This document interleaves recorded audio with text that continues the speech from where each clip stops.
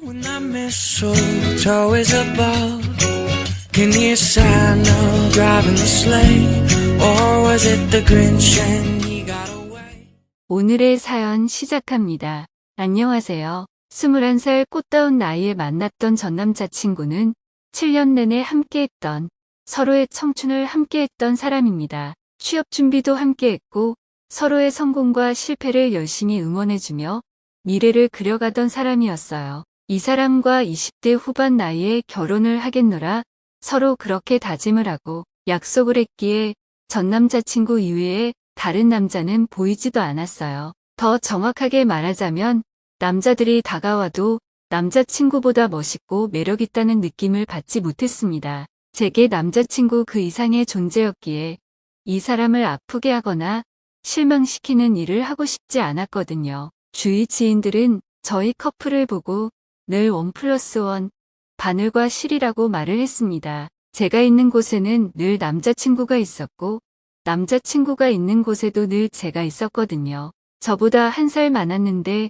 각자 지인들끼리도 친구가 되어 함께 여행을 다니며 즐거운 추억을 많이 쌓았습니다. 점점 나이가 들면서 20대 후반에 접어들 무렵 주변에서는 저희가 1호 부부일 거라며 기대를 많이 했어요. 그렇게 제가 28살이 되었던 바로 그 해에 이제는 우리가 결혼 준비를 해야 하지 않겠냐고 물었습니다. 그러자 남자친구는 제게 서로 9수는 피해서 했으면 좋겠다는 말을 했어요. 그렇게 되면 제가 30, 남자친구가 31살일 때 해야 했기에 아직 2년 정도 시간이 더 남은 상황이었습니다. 9수를 막 믿는 건 아닌데 굳이 좋지 않다는 걸 하고 싶지도 않더라고요. 그래서 저희는 양가에 30살, 31살일 때 결혼을 하겠다며 내년부터 결혼 준비를 하겠다고 말씀을 드렸습니다. 저희가 7년을 만나는 동안 양가 부모님들과도 시간을 자주 보내서 서로가 당연했어요.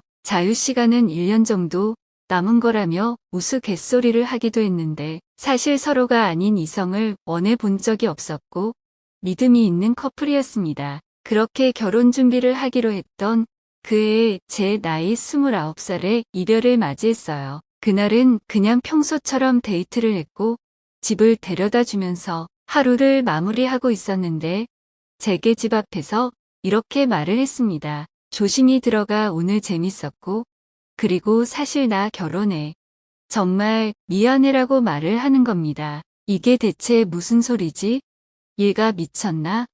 싶었는데 남자친구는 저 몰래 양다리를 걸치고 있었고 그 여자랑 8개월을 만났다고 해요. 그리고 저랑 결혼 준비를 하기로 했던 그 해에 저 여자랑 결혼을 했습니다. 하루아침에 영문도 모르고 이별의 파혼까지 하게 된 저는 제 정신으로 살 수가 없었어요. 제가 망가져가는 동안 결혼식도 올리고 신혼여행도 갔다 왔더라고요. 주변에서는 나쁜 새끼라며 욕을 퍼부었지만 저는 그런 나쁜 새끼여도 다시 와주길 바라고 있었습니다. 회사까지 그만두고 정신과 치료까지 받을 정도로 저는 망가졌지만 그는 행복해 보였어요. 그렇게 3년이 흐른 지금 겨우 정상적인 상태로 돌아왔습니다. 부모님, 지인들까지 울고 불며 2년 동안 제발 정신 차리라고 그렇게 지옥 같은 시간을 보냈거든요. 그 사람이 완벽하게 잊혀진 건 아니지만 3년이나 지났기에 이제는 내 사람이 아니라고 생각하며 지냈습니다.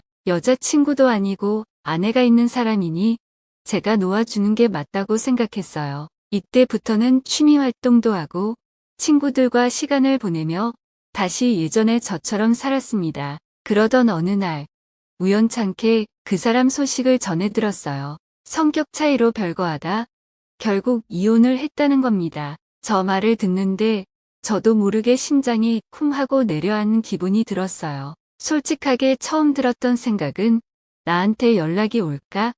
였어요. 알아요. 저도 진짜 멍청하고 한심한 거 아는데 적어도 왜 그랬는지 정말 7년 만난 나를 버리고 갈 만큼 그 여자가 좋았는지 묻고 싶었거든요. 홀로 2년간 지옥 같은 시간을 보내면서 허공에 묻고 또 물었던 말이라 듣고 싶기는 했습니다. 그리고 마음에서 비워내고 정상적으로 사는 정도였지.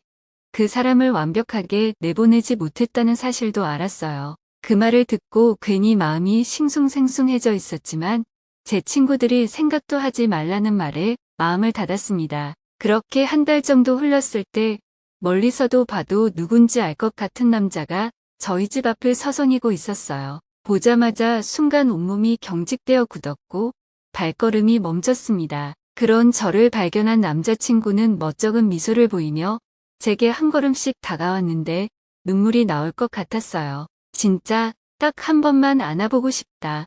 아니 보고 싶다. 그렇게 인연을 혼자 곱씹었는데 그 사람이 눈앞에 있는 게 신기했습니다. 그러나 마음과는 다르게 독하게 행동을 했고 모른 척 지나쳐 집으로 올라가려 했어요. 그리고 이사를 했는데 주소를 어떻게 알았는지 솔직히 그것도 궁금하긴 했습니다. 뿌리치고 올라가려는데 무릎을 꿇고 아무것도 하지 않을 테니 대화만 하자고 말하고 싶다고 하는 겁니다. 여기서 멍청하게 마음이 약해져서 결국 집으로 함께 올라갔네요. 한참을 멍하니 있다가 저 역시 도저히 맨정신으로는 말을 못할 것 같아서 캔맥주를 꺼내 마시면서 말하길 기다렸습니다. 그 남자 말이 제가 본인에 대해 다 아는 게 싫었다고 하네요. 어쩌다 만난 그 여자한테 마음을 뺏기고 나니 눈에 보이는 게 없었다고 해요. 결국 그렇게 제게 사실대로 말을 해야 하는데 말은 못하겠고 그러다 직전까지 끌고 가다 한순간에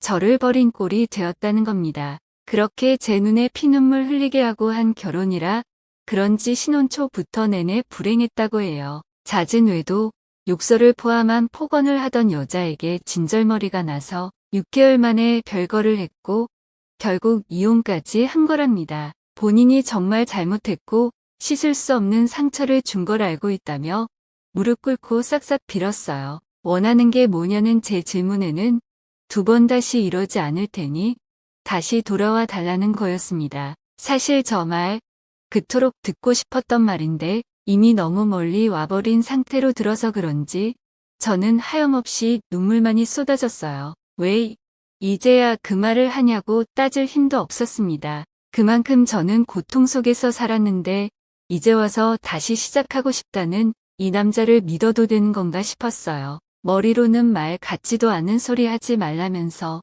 쫓아내버리고 싶었는데 술이 들어가도 힘겨워하는 모습을 보니 마음이 약해졌습니다. 결국 맥주를 마시고 또 마시다 함께 잠자리에 들었어요. 예전처럼 한 침대에 누워서 꼭 껴안고 자는데 근 3년 만에 가장 편하게 잤던 날이었네요. 아침이 오지 않기를 간절히 바랐는데 결국 아침은 왔고 제가 결정을 해야 했습니다. 솔직히 저는 이 사람과 다시 시작하고 싶은 마음이 큽니다. 그러나 부모님과 친구들이 무슨 말을 할지 뻔히 알아서 그게 두렵고 용기가 필요해요. 또 이 사람을 믿어도 되는 건지 모르겠기도 하고 복잡해요.